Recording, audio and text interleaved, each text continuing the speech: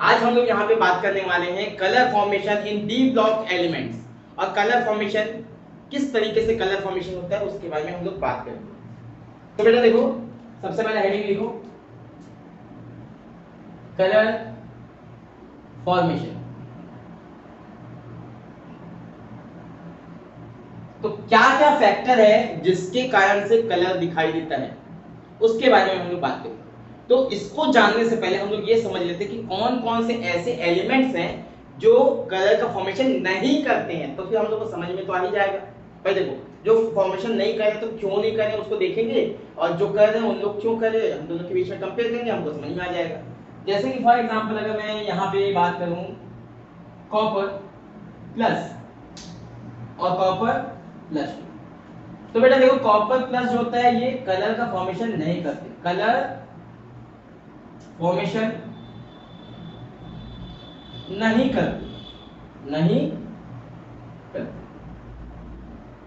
जबकि अगर मैं बात करूं कॉपर प्लस 2 की, तो इन लोग कलर का फॉर्मेशन करते हैं, कलर फॉर्मेशन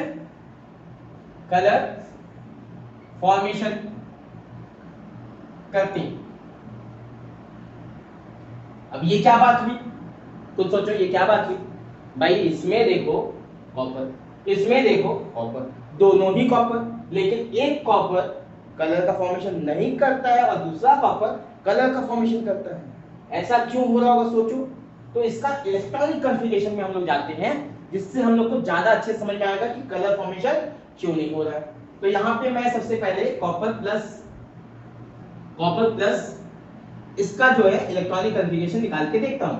तो मैंने यहाँ पे देखा कि आर्गन जहां पे इसका इलेक्ट्रॉनिक कॉन्फ़िगरेशन 18 तक कंप्लीट हो जाता है, उसके बाद 3D है और फिर 4s है।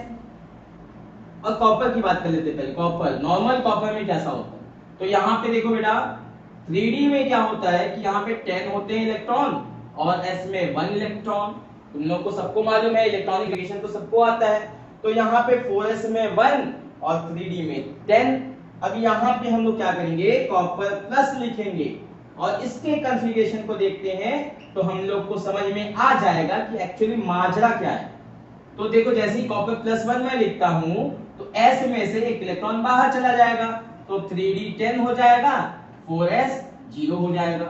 अच्छा, अब हम लोग देखते हैं कॉपर प्लस 2। तो कॉपर प्लस 2 को अगर मैं देखूं तो इसमें आर्गन तक तो 18 कंप्लीट होता ही है, उसके बाद 3D में आ जाता है 9 और 4s में आ जाता है 0।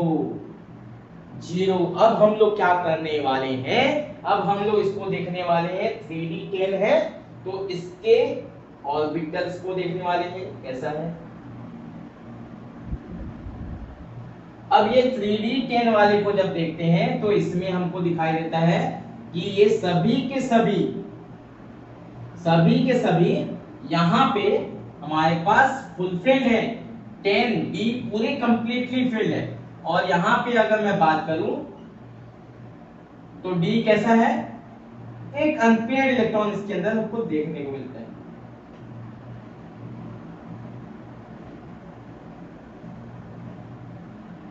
एक अनपेयर्ड इलेक्ट्रॉन, मतलब कहीं ना कहीं ये अनपेयर्ड इलेक्ट्रॉन की वजह से कलर का फॉर्मेशन होता है। तो मैं पहला तो यही रीजन मान लूंगा, इसमें अनपेयर्ड इलेक्ट्रॉन है, इसमें पेयर्ड इलेक्ट्रॉन है, ये कलर फॉर्मेशन नहीं करते हैं और ये कलर फॉर्मेशन करते हैं। तो चलो आगे हम लोग बात करते हैं। पहला रीजन तो मैंने ढूंढ लिया कि भाई इसमें अनपेयर्ड इलेक्ट्रॉन होने चाहिए, तभी जाके हमारे पास क्या होता है, कलर का फॉर्मेशन होता है। अब हम लोग आगे बात करते हैं कि कलर फॉर्मेशन के लिए किस तरीके से कलर का फॉर्मेशन हो। तो इसको जानने के लिए हमको ये समझना पड़ेगा कि कोई भी ऑब्जेक्ट हमको कलर कब दिखाई देता है, कोई भी चीज हमको कलर कब दिखाई देता है, इसको हमको सोचना पड़ेगा। तो यहाँ पे हम सोचते हैं, उसके लिए थोड़ा दिमाग लगाते हैं।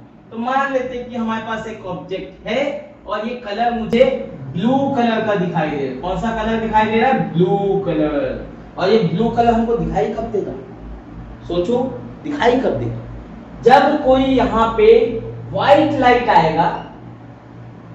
व्हाइट लाइट मतलब जानते हो ना तुम लोग सभी, 7 कलर को व्हाइट लाइट बोलते हैं। व्हाइट लाइट यहाँ पे आएगा और सभी कलर यहाँ पे एब्सॉर्ब हो जाएंगे केवल ब्लू लाइट जो है वो यहां से रिफ्लेक्ट होगी, मतलब यहां से केवल ये ब्लू लाइट को एमिट कर रही है, बाकी सभी लाइट को एब्जॉर्ब कर लेती है।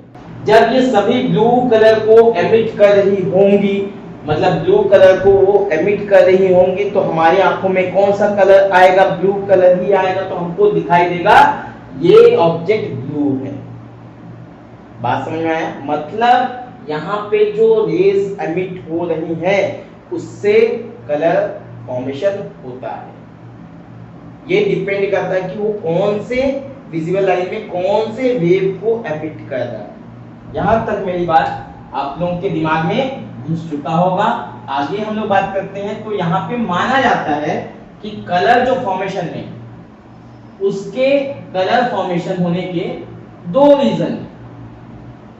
पहला हम लोग रीजन मानते हैं D D transition, D D transition, और दूसरा हम लोग मानते हैं चार्ज ट्रांसफर, चार्ज ट्रांसफर।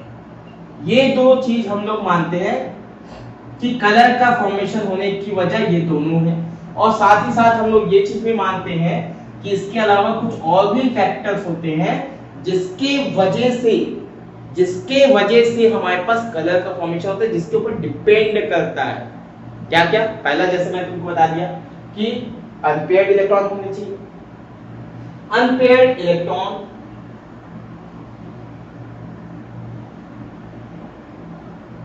दूसरा मैं बताता हूं। यहां पे अनपेयर्ड इलेक्ट्रॉन के अलावा यहां पे हमारे पास जो ज्योमेट्री हो, मतलब जैसे मान लो कोई एलिमेंट, मतलब डी ब्लॉक के एलिमेंट की बात कर रहा हूं, है ना? तो डी ब्लॉक के एलिमेंट कोई कॉम्प्लेक्स फॉर्म किया तो उस कॉम्प्लेक्स के ज्योमेट्री के ऊपर, ज्योमेट्री किस तरीके का है उसके ऊपर भी डिपेंड करता है।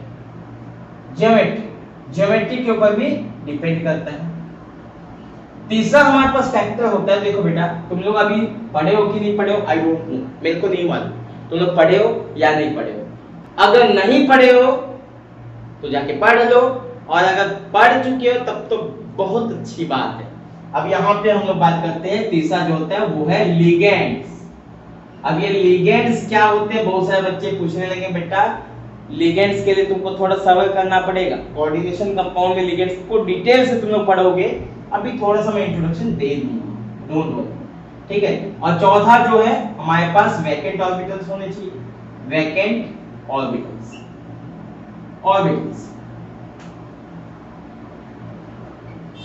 अगर हमारे पास ये सभी चीजें हैं तो ये सभी चीजें जो है वो कहीं ना कहीं कलर फॉर्मेशन के लिए रिस्पॉन्सिबल होते हैं, मतलब कलर फॉर्मेशन इन्हीं की वजह से होती है।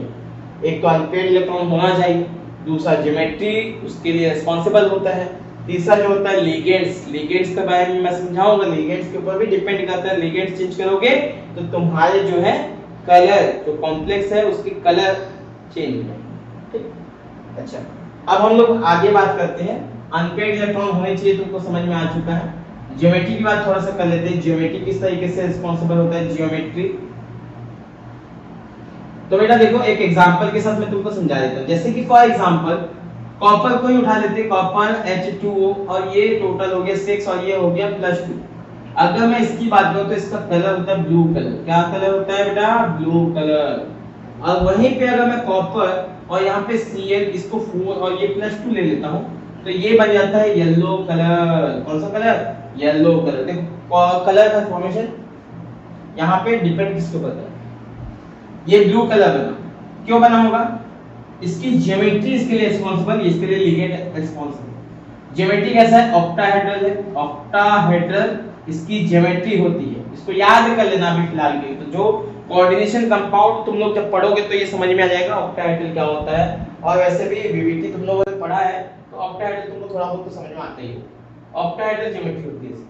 और इसका कैसा होता है? टेट्राहेड्रल होता है। टेट्रा सॉरी यहाँ पे ये ऑक्टाहेड्रल ज्योमेट्री होती है। और साथ में यहाँ पे जो लिगेंड है वो कौन सा है? H2O लिगेंड है। लिगेंड कौन सा है? H2O।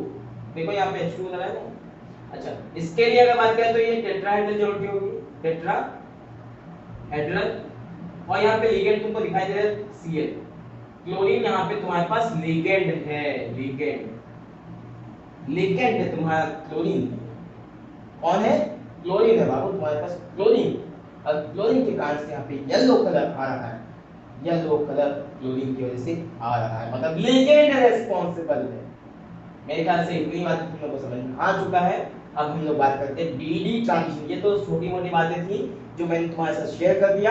अब हम लोग बात करते हैं डीडी ट्रांजिशन एक्चुअली होता क्या है, चार्ज ट्रांसफर एक्चुअली होता क्या है, इसको हम लोग डिटेल में पढ़ लेते हैं। ठीक,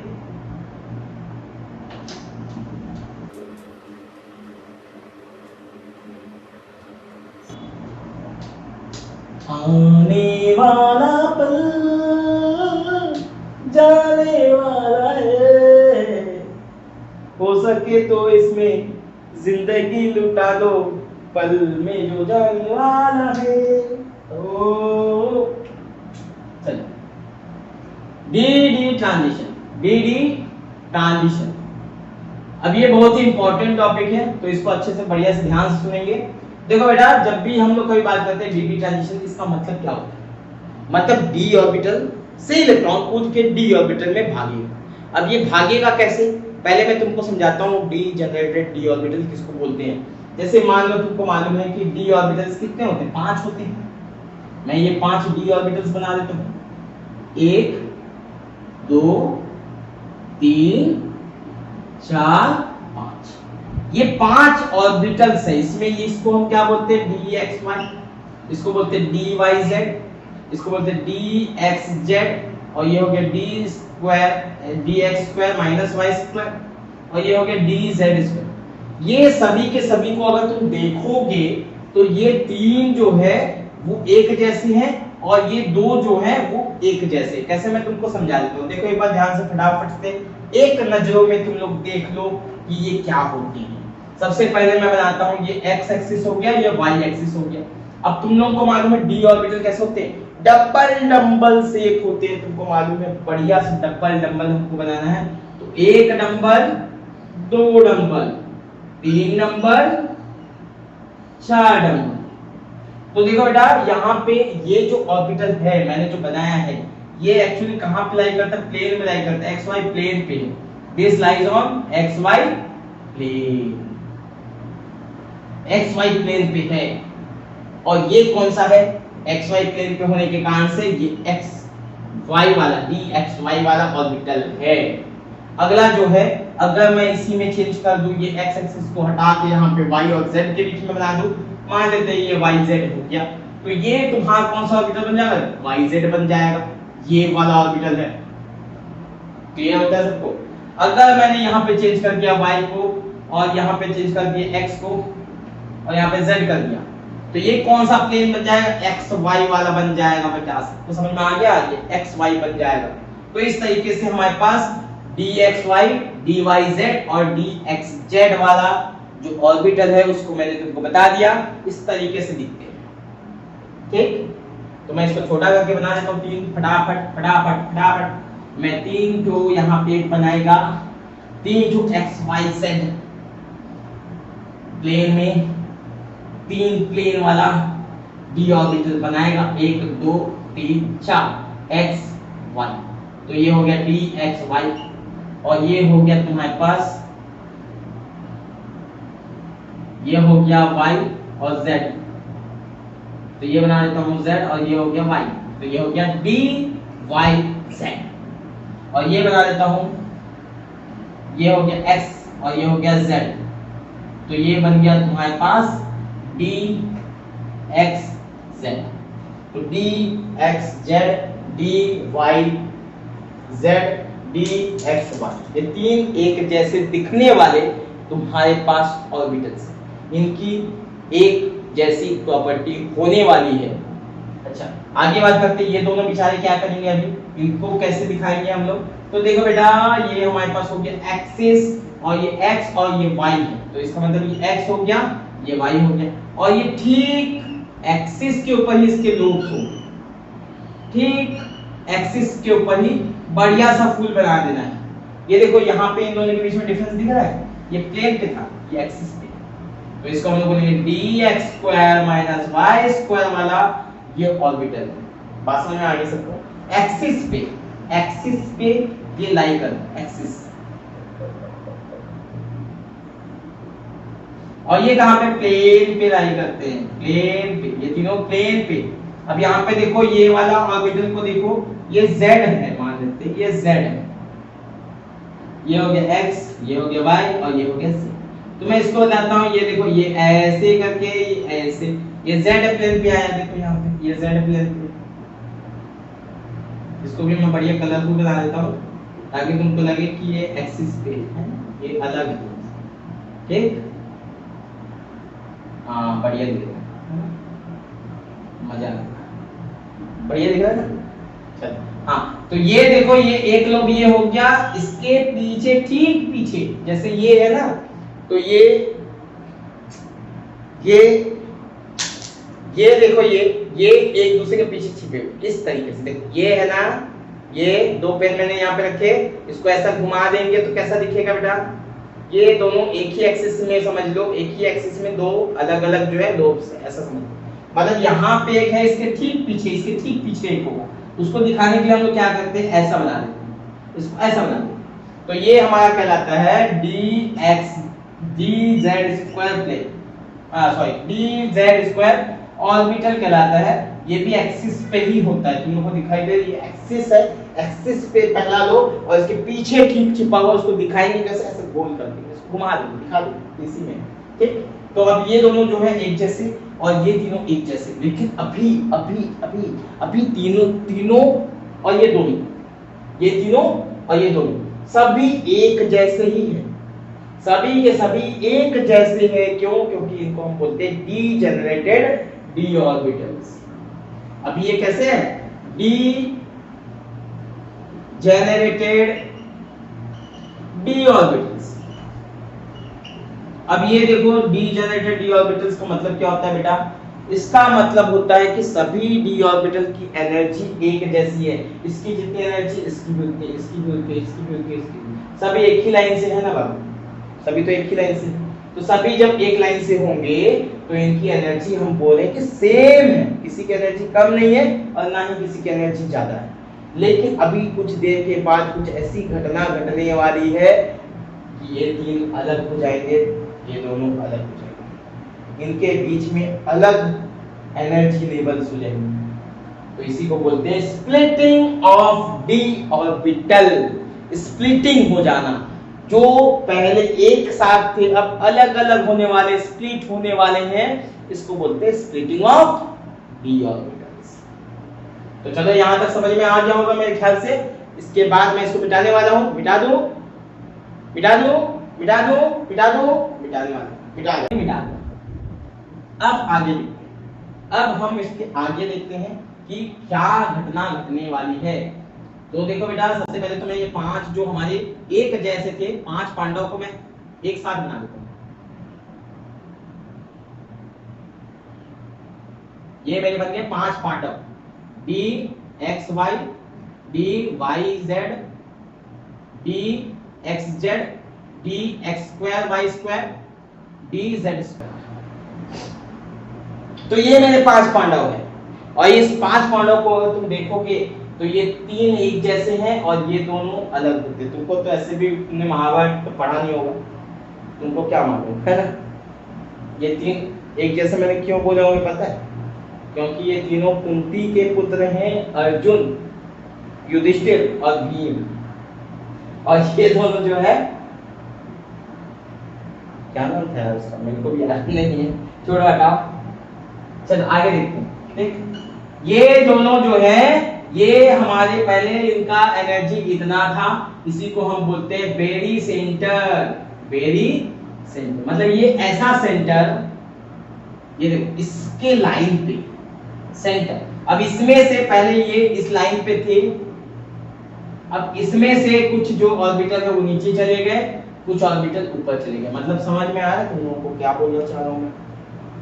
पहले हमारे पास जो ऑर्बिटल थे वो सभी एक लाइन पे थे, ऐसे लाइन पे थे, ऐसा ऐसा दिखाई दे रहा है, सभी सेम थे। अब एक ऊपर चला गया, एक नीचे चला गया। मतलब क्या हुआ तुम्हारा, इनके बीच में स्प्लिटिंग हो गया। समझ में आया तुम, स्प्लिट, इसी को बोलते हैं स्प्लिट हो जाना। तो स्प्लिट हो जाना, यहाँ पे तीन तीन ऑर्बिटल यहाँ पे आपस में अलग हो जाते हैं, यहाँ पे दो ऑर्बिटल अलग हो जाते हैं। ये हो गया तुम्हारा दो ऑर्बिटल, यहाँ पे हो गया एक दो तीन ऑर्बिटल। यहाँ पे कौन से आए होंगे दिमाग लगाओ थोड़ा सा, तुम लोग को मालूम होना चाहिए तीन एक जैसे थे, तो ये तीनों एक जैसे थे तो यहाँ पे आएंगे X Y, D Y Z, D X Z. ये तुम्हारा D X square Y square और ये डी जेड स्क्वायर। तो ये तुम्हारे पास आ गए, स्प्लिटिंग हो गई, अलग हो गए, एक जैसे ऑर्बिटल एक तरफ और दूसरे एक जैसे ऑर्बिटल एक तरफ, ये स्प्लिटिंग हो गया। इसको स्प्लिट करने के लिए जो एनर्जी यूटिलाइज हुआ होगा उसको बोलते हैं स्प्लिटिंग एनर्जी। इसको स्प्लिट करने के लिए जो एनर्जी यूज हुआ होगा इसको बोलते हैं स्प्लिटिंग एनर्जी। इनका स्प्लिटिंग एनर्जी यहां से यहां ठीक। अब ये स्प्लिट हुए होंगे, स्प्लिट कैसे हुए होंगे? तो किसी भी फैक्टर की वजह से, जैसे लिगेंड के आने से, लिगेंड के अप्रोच की वजह से हो सकता है। जैसे लिगेंड का मतलब तुमको पता ही नहीं, तो मैं बता देता हूँ लिगेंड का मतलब क्या होता है। देखो बेटा, डी ऑर्बिटल में के पास, डी ऑर्बिटल के पास मतलब क्या होता है, वैकेंट डी ऑर्बिटल होना चाहिए, मतलब खाली जगह होना चाहिए। डी ऑर्बिटल जब खाली होते हैं, वैकेंट डी ऑर्बिटल होता है वैकेंट, तो यहाँ पे क्या होता है कि कुछ लिगेंड्स होते हैं। लिगेंड्स का मतलब होता है इलेक्ट्रॉन पेयर डोनर। लिगेंड्स मतलब होता है इलेक्ट्रॉन पेयर डोनर। जो ऐसे डोनर, ऐसे कुछ स्पीसीज होते हैं दुनिया में उनका एग्जिस्ट करते हैं जिनके पास भगवान की दया से एक्स्ट्रा इलेक्ट्रॉन है, ठीक है। वो अपना जितना काम होता है वो करने के बाद भी उनके पास इलेक्ट्रॉन बच जाते हैं, जो नॉन बॉन्डेड इलेक्ट्रॉन्स कहलाते हैं। वो किसी को भी दे सकते हैं, यूज करने के लिए दिया जा सकता है। तो इलेक्ट्रॉन जिसके पास होगा इलेक्ट्रॉन पेयर डोनर कहलाएगा। जैसे कि फॉर एग्जांपल अमोनिया, इसके पास एक लोन पेयर इलेक्ट्रॉन होता है। मैं स्ट्रक्चर बना के दिखा देता हूँ, तुम लोग को अगर यकीन नहीं होगा तो मैं बना के दिखा देता हूँ। देखो यहाँ पे नाइट्रोजन के पास कितने इलेक्ट्रॉन होते हैं, 1 2 3 4 5, 5 उसके वैलेंस इलेक्ट्रॉन होते हैं ना। ये भी नहीं आया समझ में, ये भगवान तुम लोगों को क्या आता है, ये भी नहीं आता, मेरे को सिखाना पड़ेगा, ठीक है सिखा दूंगा। देखो यहाँ पे नाइट्रोजन की एटॉमिक नंबर 7 होती है, 1s2 2s2 2p3। तो ये टोटल कितना हो गया, टोटल हो गया हमारे पास 7 इलेक्ट्रॉन। अब यहाँ पे एक्चुअली क्या होता है, देखो यहाँ पे ये 2 इलेक्ट्रॉन यहाँ और 3 इलेक्ट्रॉन यहाँ, अनपेयर्ड इलेक्ट्रॉन जिसको बोला जाता है। तो यहाँ पे एक्चुअली होता क्या है, जो हाइड्रोजन होता है, हाइड्रोजन H, कितने H आने वाले हैं, नाइट्रोजन NH3 है, तो यहाँ पे नाइट्रोजन के साथ कितने हाइड्रोजन लगे, 3 हाइड्रोजन लगे। तो ये एक हाइड्रोजन बेचारा, ये दूसरा बेचारा और ये तीसरा बेचारा। अब ये अपना इलेक्ट्रॉन लेके आया और इसके साथ इसने बॉन्ड बना लिया, इसके साथ इसने बॉन्ड बना लिया और इसने इसके साथ बॉन्ड बना लिया। तो ये कुछ इस तरीके से हमारे पास पेयर्ड हो जाते हैं, मतलब इसका ऑक्टेट कंप्लीट। अब यहाँ पे जो नाइट्रोजन है वो खुश हो गया, जैसे बैकग्राउंड को खुश होता है वैसे नाइट्रोजन भी खुश होता है, ठीक। लेकिन अभी यहाँ पे एक ऐसा भी इलेक्ट्रॉन था, वैलेंस इलेक्ट्रॉन, जो कि किसी को दिया जा सकता था, क्योंकि ये यूटिलाइज ही नहीं हुआ, जैसा था अभी भी वैसे ही पड़ा हुआ है, उसका कोई यूज है ही नहीं। नाइट्रोजन का कोई यूज है क्या, इसके यूज पे उन्होंने बॉन्ड बना लिया, जिसका यूज था उसका बॉन्ड उसने बना रखा है और जो पड़ा हुआ है उसका कोई यूज नहीं है।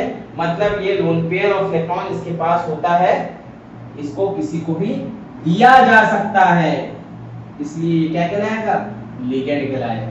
जो इलेक्ट्रॉन पेयर डोनर होते हैं वो लिगेंड कहलाते हैं। इनको एक और नाम होता है लुईस बेस के नाम से भी इनको जाना जाता है। तो तुम लोग याद कर लेना बेटा, जितने भी लुईस बेस होते हैं या न्यूक्लियोफाइल होते हैं, जो न्यूक्लियोफाइल्स होते हैं वो सभी के सभी लिगेंड्स ही होते हैं। इनका एक अलग से नाम दे दिएगा बस, और कुछ भी नहीं, बाकी ये सब काम वही करने वाले हैं, ठीक।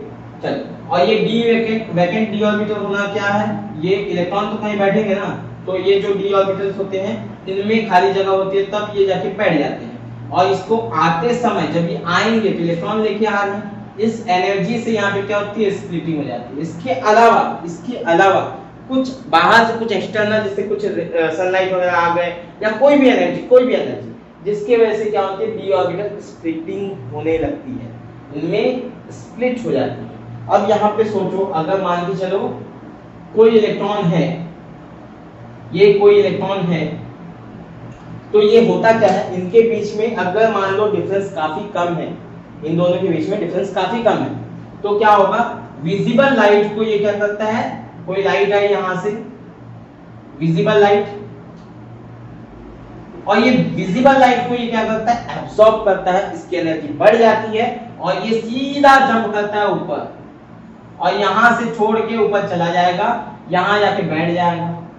तुमने तो पढ़ा ही होगा ना, इलेक्ट्रॉन कैसे ट्रांजिशन करते हैं, transition of elements from lower orbit to higher orbit, कम ऑर्बिट से ज्यादा ऑर्बिट में कैसे जंप करता है इलेक्ट्रॉन, कुछ एनर्जी को गेन करता है और लोअर ऑर्बिट से हायर ऑर्बिट में जंप करता है।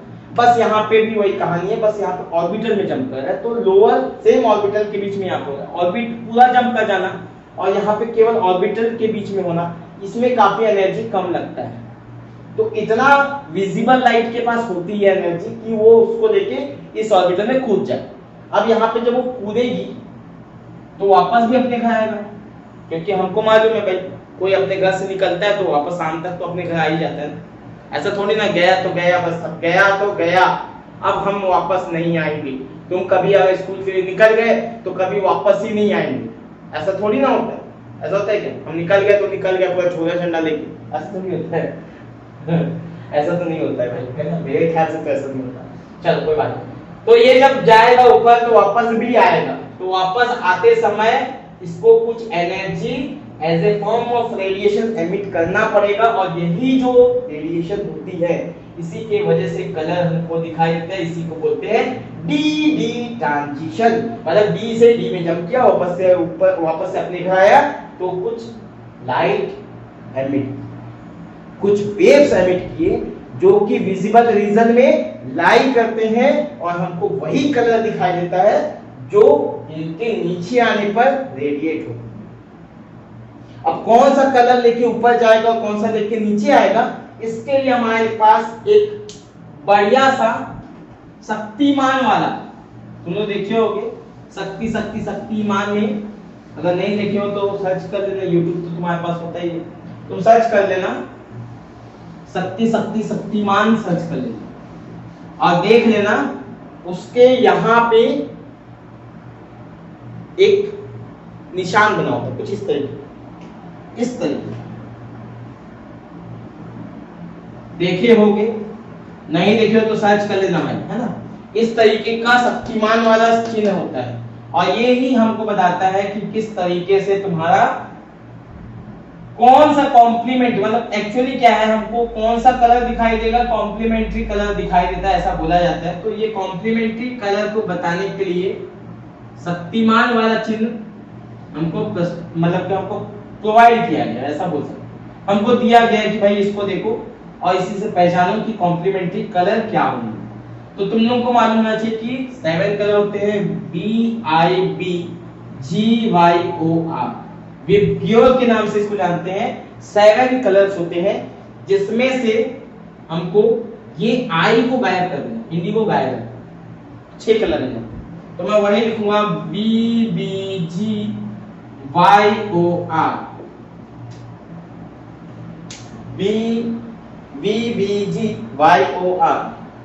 अब अगर मान के चलो हमारे इलेक्ट्रॉन ने ये जो लाइट इसने एब्जॉर्ब किया था, मान लेते हैं उसने ब्लू लाइट को एब्जॉर्ब किया था, तो जब ये नीचे आएगी तो यहां से जो रेडिएट होगी कलर, ये हमको दिखाई देगा कॉम्प्लीमेंट्री कलर, जो कि है ऑरेंज। देखो यहाँ पे ब्लू के ऑपोजिट में क्या है, ऑरेंज। मतलब यहाँ पे अगर ब्लू को उसने एब्जॉर्ब किया है तो ऑरेंज निकलेगी बाहर, ऑरेंज को एब्जॉर्ब किया है तो ब्लू बाहर निकलेगा। ग्रीन अगर दिखाई दे रहा मतलब रेड को उसने एब्सॉर्ब किया होगा। समझ में आ रहा है? समझ में आ रहा है कि नहीं? जी मतलब ग्रीन को उसने अगर एमिट किया, इसका मतलब जाते समय कौन सा कलर लेके गया होगा? रेड को एब्सॉर्ब किया होगा, तभी वो ग्रीन को दे, क्योंकि कॉम्प्लीमेंट्री कलर हमको दिखाई देता है। तो ये था हमारा कहानी डीडी ट्रांजिशन का, जिसके वजह से हमारे पास कलर का फॉर्मेशन होता है। इसमें कुछ कंडीशंस हैं, वो कंडीशंस में यहाँ पे लिख देता हूँ, क्या क्या कंडीशंस यहाँ पे होने चाहिए, बिना उसके नहीं हो सकते। तो कंडीशंस में यहाँ पे लिख देता हूँ, कंडीशंस फॉर डीडी ट्रांजिशन।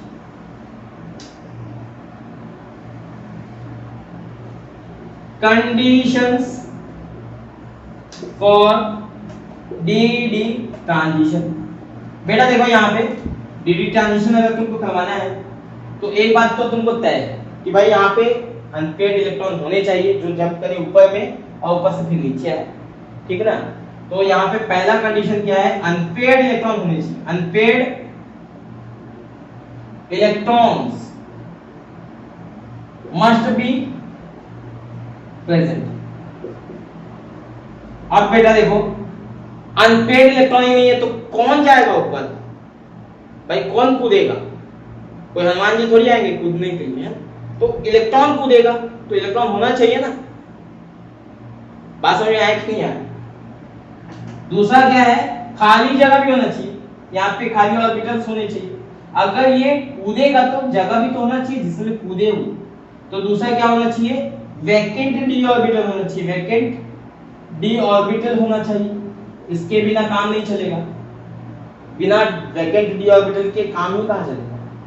और तीसरा वहां पे लाइट होनी चाहिए, लाइट तो होनी चाहिए ना।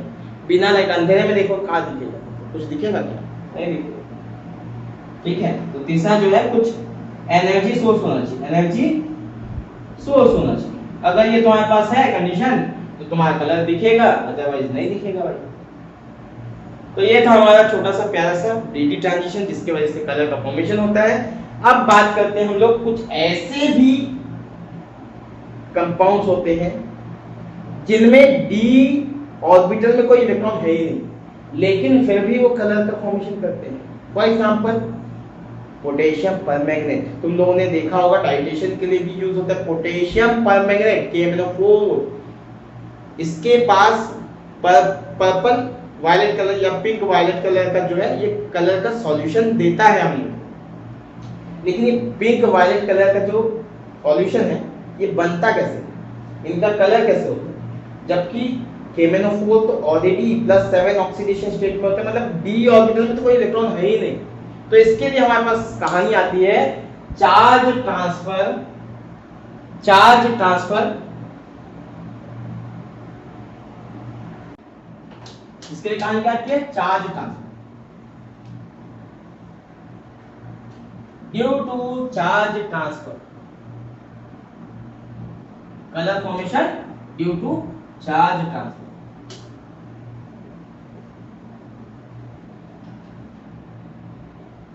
ओ साथी रे तेरे बिना भी क्या जीना, colour formation, colour formation due to charge transfer. Transfer मतलब जानते हो ना, एक जगह से दूसरी जगह शिफ्ट हो जाता, ट्रांसफर एक जगह से दूसरी जगह शिफ्ट हो जाता, ट्रांसफर हो जाता, इसी को हम बोलते हैं चार्ज ट्रांसफर।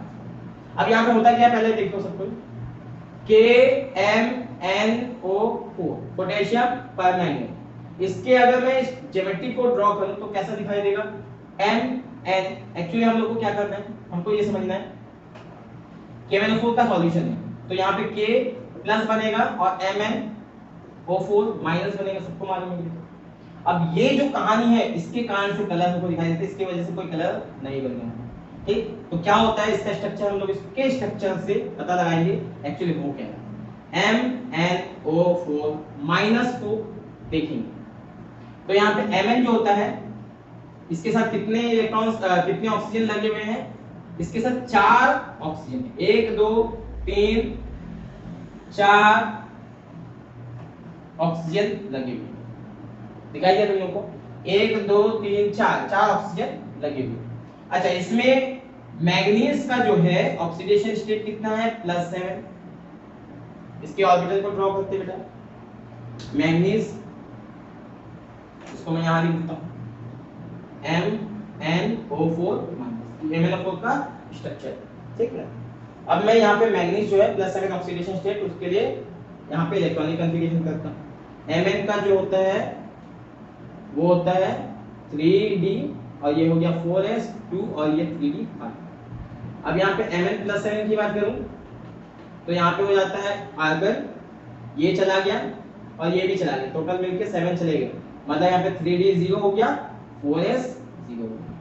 3d ऑर्बिटल जिंदा है, इलेक्ट्रॉन नहीं है तो क्या हुआ, लेकिन जिंदा तो है, खाली ऑर्बिटल ही है। 1 2 3 4 और 5 खाली ऑर्बिटल है, लेकिन अभी है, जिंदा है अभी। और यहाँ पे बाहर वाला को तो अभी लेने की कोई जरूरत ही नहीं है। यहाँ पे खाली, जब इतना d ऑर्बिटल ही खाली है तो बाहर से क्या मतलब है। तो ये खाली ऑर्बिटल है, वैकेंट ऑर्बिटल, वैकेंट ऑर्बिटल। अब बेटा समझो, मैग्नीज के पास क्या है +7 है, +7 इसके पास चार्ज है। तो सोचो इसका चार्ज कितना ज्यादा इफेक्टिव होगा। सभी के सभी इलेक्ट्रॉन को खो चुका है, कितना दुखी होगा सोचो। अब ये क्या चाहेगा न्यूक्लियस, कहीं से तो इलेक्ट्रॉन मिल जाए, कहीं से तो इलेक्ट्रॉन मिल जाए, कहीं से तो इलेक्ट्रॉन मिल जाए। और यहाँ पे ऑक्सीजन को, इलेक्ट्रॉन को संभाल के रखने में दिक्कत जा रहा है भाई। किसी के ऊपर जब माइनस चार्ज आता है ना, तो उसके लिए वो बहुत ही खतरनाक एक उधार समझो, बर्डन समझो इसको। ये इसके लिए बर्डन है। ये किसी भी तरीके से अपने चार्ज को मिनिमाइज करना चाहेगा। और तुमने पढ़ा होगा रेजोनेंस, जिसमें चार्ज घूमने पर स्टेबिलिटी बढ़ती थी। तो यहाँ पे भी सेम ऐसे कुछ होने वाला है। यहाँ पे जो नेगेटिव चार्ज दिखाई दे रहा है, ये मैग्नीज उसको खींचेगा अपनी तरफ, और यहाँ से ये इलेक्ट्रॉन जाएगा, सीधा कूदेगा मैग्नीज के वैकेंट ऑर्बिटल पे, d ऑर्बिटल पे कूदेगा। अब कूद गया, तो यहाँ से कूदा, सीधा जंप लगा, यहाँ कूद गया। बस में आया। और यहाँ पे ये स्प्लिट हो गया। ये ऑर्बिटल जो था degenerated orbital, degenerated orbital split हो गया। क्यों स्प्लिट हुआ? क्योंकि इसके साथ देखो कितने सारे ऑक्सीजन लगे हुए हैं। एक ये लगा था और बाकी ये सब भी तो है, इनके वजह से यहाँ पे स्प्लिटिंग हो जाएगी। अब देखो यहाँ पे स्प्लिटिंग हो रहा है, 1 2 3 4 5। अब ये हो गया स्प्लिटिंग, ये चला गया 2 ऑर्बिटल ऊपर और ये चला गया तुम्हारा 3 ऑर्बिटल नीचे। बात समझ में आया कुछ? 3 ऑर्बिटल नीचे क्यों आया? क्योंकि ये तीनों एक जैसे थे। इनको बोलते हैं T2g ऑर्बिटल और इनको बोलते हैं EG ऑर्बिटल। जो ऊपर जाते हैं उनको EG, मतलब कौन कौन से? dx2 y2 और dz2। ये तुम्हारे हो गए EG ऑर्बिटल। और ये तुम्हारे कौन कौन से हैं? dxy dyz और dzx। ये तुम्हारे हो गए ये वाले। अब यहाँ पे जो एक इलेक्ट्रॉन था उसको मैं यहाँ पे बना देता हूँ एक इलेक्ट्रॉन, क्योंकि यहाँ से कूद के इसके पास आया है तो ये खाली जगह पे आया है, तो ये सिंगल इलेक्ट्रॉन हो गया।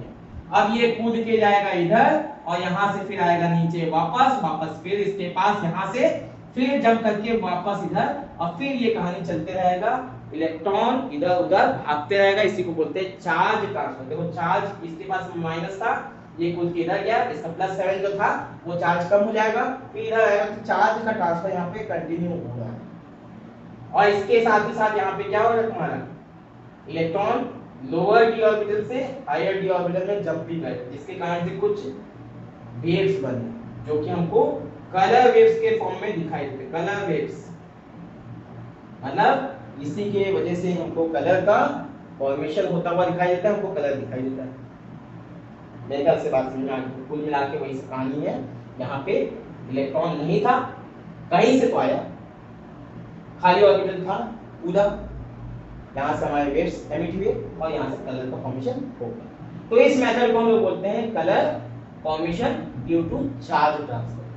तो बच्चों यहाँ पे हम लोग का कलर फॉर्मेशन खत्म होता है। अगले वीडियो लेक्चर में हम लोग यहाँ पे पढ़ेंगे ऑक्सीडेशन स्टेट, किस तरीके से ऑक्सीडेशन स्टेट डी एलिमेंट में oxidation state, variable oxidation state होते हैं और उनमें कौन कौन से स्टेबल होते हैं और क्यों होते हैं, इसके बारे में हम लोग वहां पे बातें करेंगे। तब तक के लिए तुम लोग इंतजार करो मेरा नेक्स्ट वीडियो का और पढ़ाई करो। बाय।